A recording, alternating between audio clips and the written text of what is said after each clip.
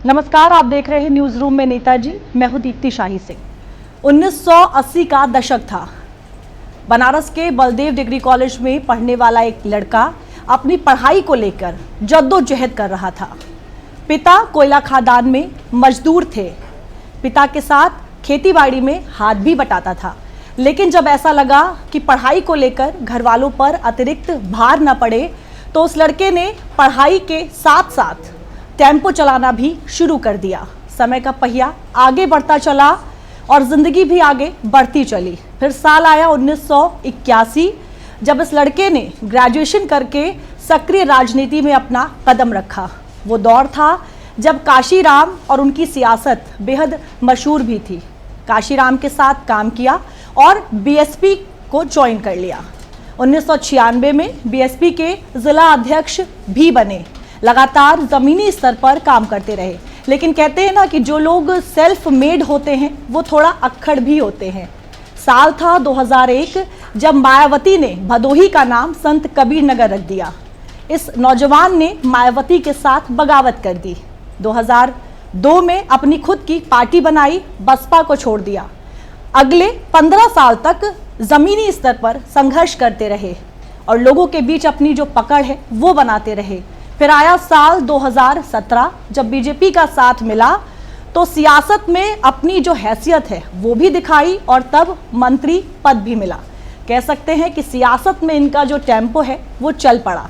आज हमारे साथ उत्तर प्रदेश सरकार के मंत्री ओपी राजभर जी हैं। आप पंचायती राज और अल्पसंख्यक कल्याण मंत्री हैं उत्तर प्रदेश में। नमस्कार सर, स्वागत है आपका। ये एक ऐसे व्यक्ति हैं जो सिर्फ ज़मीनी स्तर की राजनीति ही नहीं करते हैं, बल्कि अपने बयानों के लिए भी जाने जाते हैं। ओपी जी, ये बताइए कि लोकसभा में आपका टेम्पो जो है वो क्यों नहीं दौड़ा? कि भारतीय समाज पार्टी का टेम्पो पूरे लोकसभा में जहाँ जहाँ हमारा संगठन था, आप बूथवार अगर समीक्षा करें, चाहे विधानसभा वार चाहे लोकसभा वार, हम 100% अपनी पार्टी का अपना वोट अपने अलायंस के प्रत्याशी जो भी रहे हैं, जिस दल के जहाँ से रहे हैं, हम पूरी ताकत के साथ दिलाए हैं। उसमें कोई कोर कसर नहीं है। इस बात को शीर्ष नेतृत्व हमारे देश के प्रधानमंत्री माननीय नरेंद्र मोदी जी भी स्वीकार करते हैं, गृह मंत्री माननीय अमित शाह जी भी स्वीकार करते हैं, राष्ट्रीय अध्यक्ष माननीय जेपी नड्डा जी भी स्वीकार करते हैं, उत्तर प्रदेश के मुख्यमंत्री माननीय योगी आदित्यनाथ जी भी स्वीकार करते हैं कि ओम प्रकाश राजभर ने जो संगठन तैयार किया है वो संगठन बखूबी 2024 के चुनाव में हमारे साथ अलायंस के साथ मजबूती से खड़ा होकर के अपना वोट ट्रांसफ़र कराया। अच्छा ओम प्रकाश जी, ये बताइए, जैसे कि हमने सुना कि एक लंबा संघर्ष रहा। पिताजी आपके जो थे कोयला खदान में मजदूरी करते थे, आप भी उस वक्त टेम्पो चलाते थे। वो दौर कैसा था, जो संघर्ष वाला दौर था आपका? देखिए, वो गरीबी का आलम था। हम बिना संसाधन के आज भी हैं, कल भी थे और परसों भी रहेंगे। इस नाते कि जो भी आंदोलन हमारे महापुरुषों ने किया है वो बिना पैसे में किया है। लोग जुटे हैं, लोग सहयोग किए हैं, आंदोलन आगे बढ़ा है। उसी की मिसाल जो मेहनत करता है, संघर्ष करता है, एक लक्ष्य लेके चलता है, वो कभी असफल नहीं होता है। उसके सामने कठिनाइयाँ आ सकती हैं, लेकिन उन कठिनाइयों को मजबूती से सामना करते हुए आदमी पार करता है और सफलता उसको एक दिन निश्चित मिलती है। उसके उदाहरण, और मैं घर से पार्टी बना के एक लुंगी, एक चड्ढी, एक गंजी, एक गांधी जी का झोला लेके निकला था जी। मेरे पास कुछ नहीं था। आगे गया तो एक हमारे कांताराम जी थे टेलीफोन में अधिकारी, उनसे संपर्क था। उन्होंने अपनी वेस्पा दिया, उनकी वेस्पा से हमने पार्टी को शुरू किया। फिर लड़के मिलते गए, उनको समझाते गए, कारवां बढ़ता गया। फिर कोई साथी मिला हमारे संघर्ष को देख करके, तो उन्होंने एक अम्बेसडर दिया। उस समय अम्बेसडर का एक रुतबा था जी। फिर कुछ दिन और चले तो एक साथी को लगा कि नेता दूर तक दौड़ रहा है, तो उन्होंने इनोवा खरीद के दे दिया। जबकि आज के युग में किसी से साइकिल मांगिए तो नहीं देगा। बिल्कुल। लेकिन हमारे संघर्ष को देख करके, जो लड़ाई हम लड़ रहे थे समाज में, जो हम जनता के बीच में जो बात कह रहे थे, उस बात से प्रभावित होकर के बहुत से लोग मदद करते रहे। और धीरे धीरे वो दौर आया कि 2017 में माननीय अमित शाह जी से मुलाकात हुई। उन्होंने कहा कि हमको आवश्यकता है आपकी, आपके पास एक बड़ा जनाधार है, आप चाहेंगे तो उत्तर प्रदेश में हम सरकार बना सकते हैं। हमने कहा हमारे बल पे नहीं बन सकती, आप भी मेहनत करिए और लोगों को जोड़िए। तो 2017 में मिल के चुनाव लड़ा गया, 325 सीट हम लोग जीते।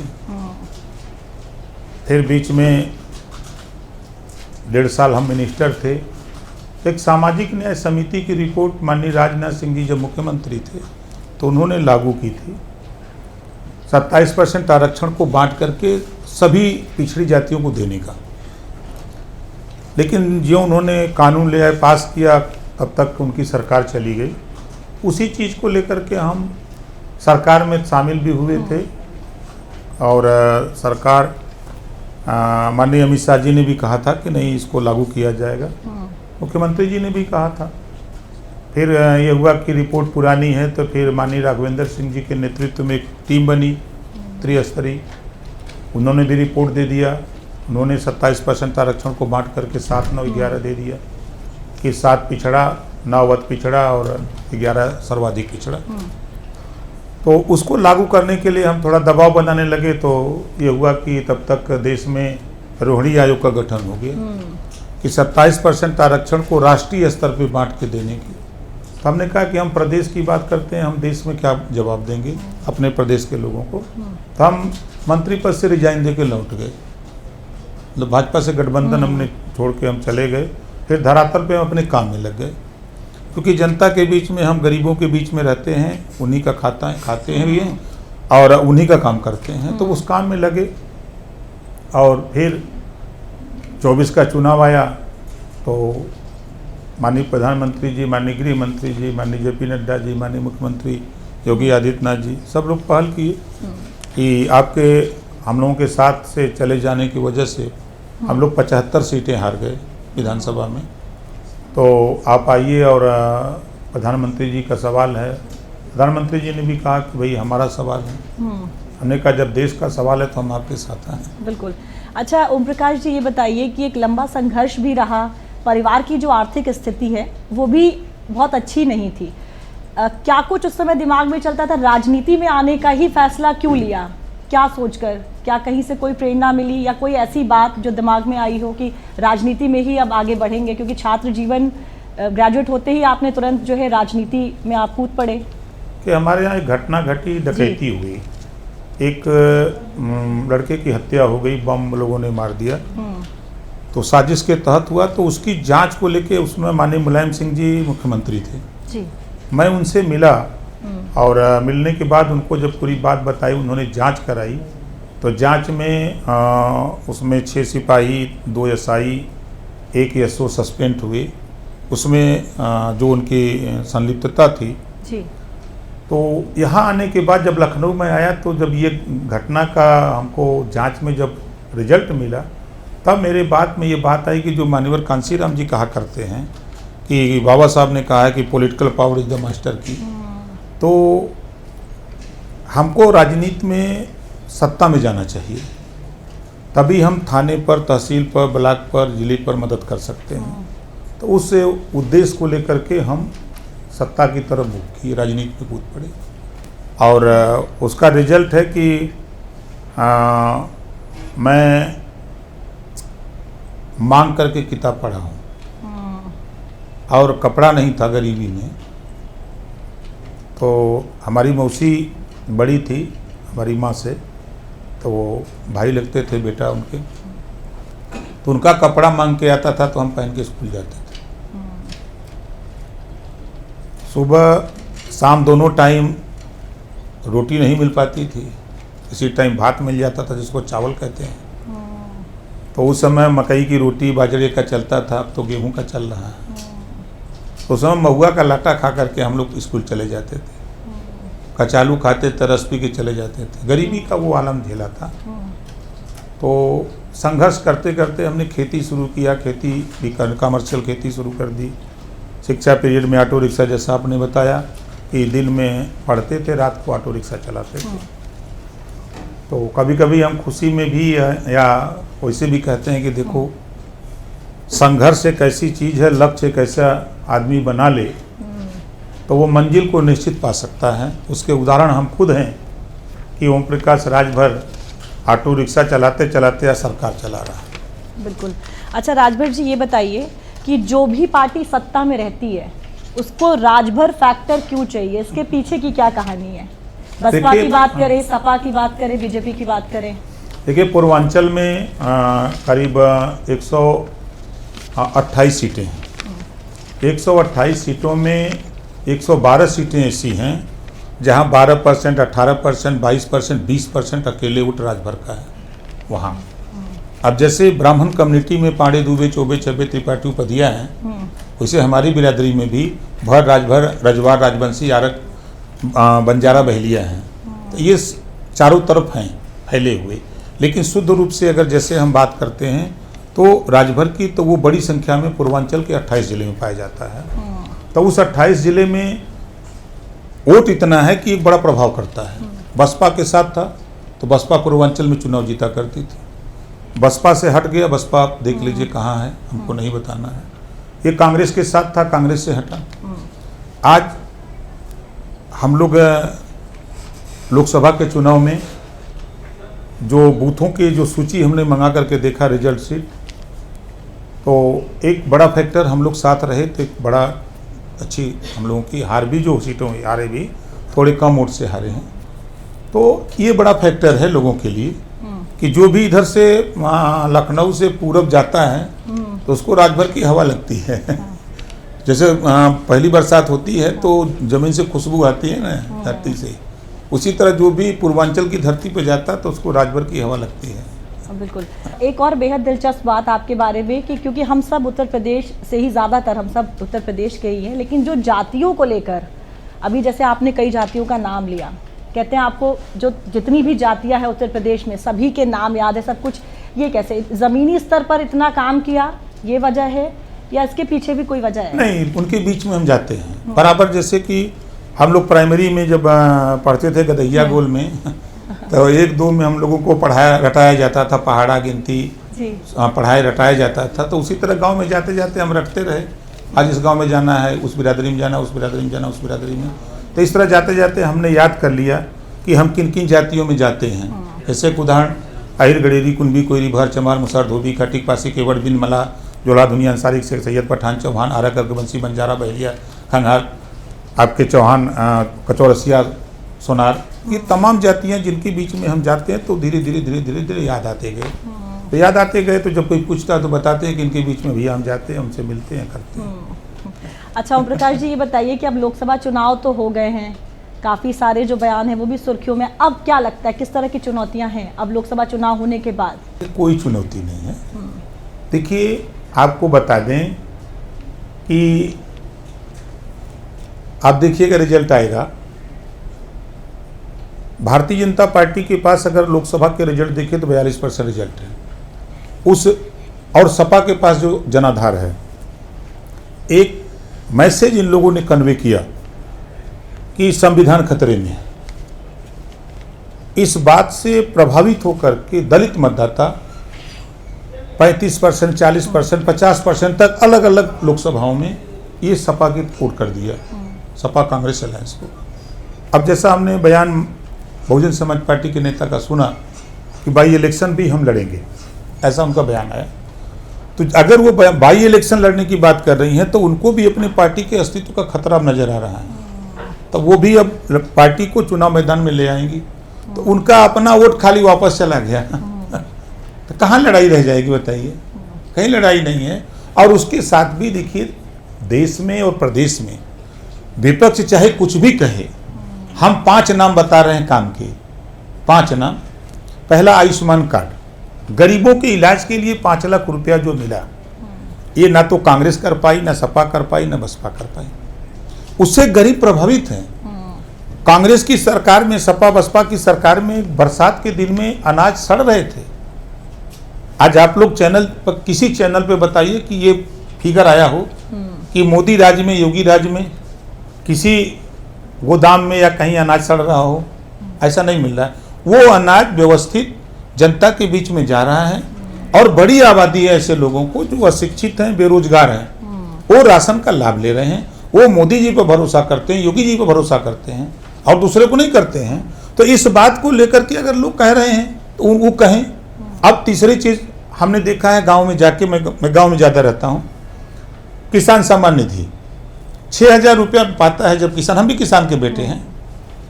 कोई किसान जब हमने देखा है कि जब उसको खाद खरीदना होता है, बीज खरीदना होता है तो सूती रुपया लेता है, लेकिन जब उसको 6,000 रुपया मिलता है तो उसके चेहरे पे मुस्कान आती है कि चलो मोदी जी ने 6,000 रुपया दिया है, उसी से खाद ले लेता है, बीज ले लेता है और वो अपना बुआई कर लेता है।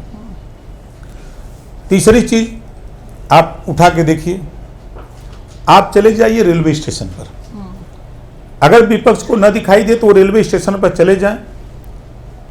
कांग्रेस और सपा बसपा की सरकारों की तुलना में 3 गुना से ज़्यादा विकास हुआ है किसी रेलवे स्टेशन पर, चाहे छोटा हो चाहे बड़ा हो। आप चले जाइए एयरपोर्ट पर, आप लखनऊ जाइए, दिल्ली जाइए, बम्बई जाइए, मद्रास जाइए, कहीं किसी रेलवे स्टेशन हवाई अड्डे पर उसका बड़े पैमाने पर डेवलप हुआ है। आप अगला स्टेप देखिए सड़कों का।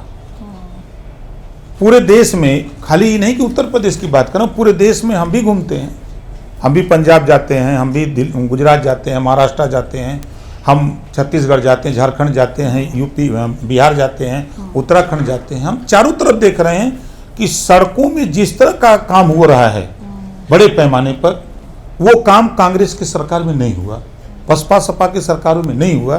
तो ये चीज़ें जनता को भी दिख रहा है, ऐसा नहीं कि नहीं दिख रहा है, जनता कर रही है।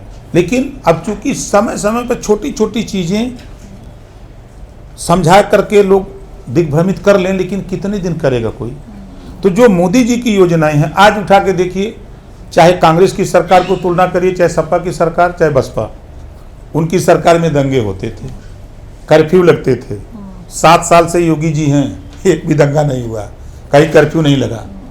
देश में देखिए मोदी जी हैं, कांग्रेस की सरकार में देश बॉर्डर पर क्या होता था बड़े पैमाने पर। इस सरकार में हम नहीं कह रहे हैं कि एकदम खत्म हो गया, लेकिन जहां बड़े पैमाने पर होता था आज उसमें बहुत बड़ी गिरावट आ गई है। आज हम आप चैन से सो रहे हैं, कल तक इसी यूपी में होता था, बमबारी होती थी, आज हो रहा है।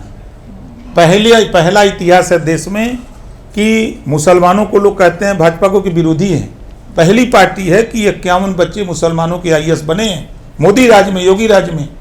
ये काम न कांग्रेस के राज में हुआ, न सपा बसपा के राज में हुआ। तो ये सबका साथ सबका विकास का काम मोदी जी कर रहे हैं, योगी जी कर रहे हैं। ये झूठे लोग चिल्ला रहे हैं। आप देखिएगा ना आगे, आप देखिएगा 20 साल तक विपक्ष अभी धैर्य रखे यूपी में सरकार बनाने के लिए। अरे लोकसभा जीत के क्या करेंगे, विपक्ष में चिल्लाएं, चिल्लाने से कुछ मिलने वाला तो है ही नहीं। ओम प्रकाश जी, हमारे न्यूज रूम में कई सहयोगी हैं जिनके मन में तमाम सवाल हैं, आपसे बिल्कुल, सवाल शुरू पूछना करिए। चाहेंगे जी? हाँ शुरू करिए। हाथरस हादसे को लेकर भोले बाबा को लेकर कई सवाल किया जा रहा है कि FIR में उनका नाम क्यों नहीं है, सरकार भी इस पर कुछ नहीं बोल रही है। आपको व्यक्तिगत तौर पर ऐसा नहीं लगता कि इतनी बड़ी दुर्घटना के बाद भोले बाबा का नाम FIR में होना चाहिए था? सरकार ने SIT गठित कर दिया, SIT ने रिपोर्ट दिया है। विपक्ष अगर कहता है कि SIT की रिपोर्ट गलत है, सरकार के दबाव में है, तो सरकार खुद बतावे कि किस एजेंसी से जांच कराना चाहते हैं लोग, उस एजेंसी से सरकार जांच कराने के लिए तैयार है। मैंने पूछा कि आपको व्यक्तिगत तौर पे ऐसा नहीं लगता कि उनका नाम FIR में होना चाहिए? नहीं। अब देखिए ये जांच का विषय है, अब हम वहाँ थे नहीं, घटनाक्रम के पूरे दृश्य जो हम आपके स्क्रीन पर देखते हैं वही हम भी समझते हैं। वहाँ अगर हम होते, उस घटना में शामिल होते, तो हम बता देते कि क्या सच्चाई है क्या नहीं है। हम वहाँ थे नहीं, लेकिन हम जो सरकार में है, सरकार का काम है, अगर आपने ये घटना हुई तो उसकी जांच की रिपोर्ट जो आती है उसी को सरकार मानती है। अगर विपक्ष उस जांच रिपोर्ट से सहमत नहीं है तो फिर वो जिस एजेंसी से जांच कराना चाहे सरकार तैयार है, उस एजेंसी से वो नाम दे, जांच करा देंगे, जो दोषी होगा उसके खिलाफ कार्रवाई होगी। मेरा सवाल ये है कि हाथरस हादसे में स्थानीय प्रशासन की बड़ी लापरवाही सामने आई है और इसमें सरकार ने एक्शन लेते हुए 6 अधिकारियों को सस्पेंड भी किया है। तो सवाल ये है कि ऐसे हादसों में क्या सस्पेंड करना ही परमानेंट सोल्यूशन है या फिर कुछ और भी प्रक्रियाओं पे काम कर रही है सरकार? देखिए, जनता को विश्वास दिलाने के लिए क्योंकि परमिशन दिया गया तो ये मान करके कि भाई उन्होंने डिमांड की कि हमारे इतने लोग आएंगे, अब उस परमिशन से ज़्यादा लोग आ गए तो ये वहाँ के अधिकारियों की ड्यूटी बनती है कि इतने ज़्यादा लोग कहाँ से आ गए, क्यों आ गए, कि आपने इस पे जांच उनसे कोई पाबंदी नहीं की, तो उसके दोषी तो वही पाए जाते हैं जो परमिशन देते हैं। सर मेरा सवाल ये है कि सर पूर्वांचल में जिस तरह आपका ओबीसी वोट बैंक बहुत काफ़ी मजबूत है, सर लोकसभा चुनाव में देखा गया कहीं ना कहीं ओबीसी वोट बैंक आपका छिटकता हुआ नजर आ रहा है, तो सर इस बार उपचुनाव में लेकर क्या तैयारियां हैं ओबीसी वोट बैंक साधने को लेकर? माननीय मुख्यमंत्री जी के नेतृत्व में बैठक हुई और बैठक होकर के मंत्री और संगठन, सरकार और संगठन दोनों टीम को वहाँ लगा दिया गया है।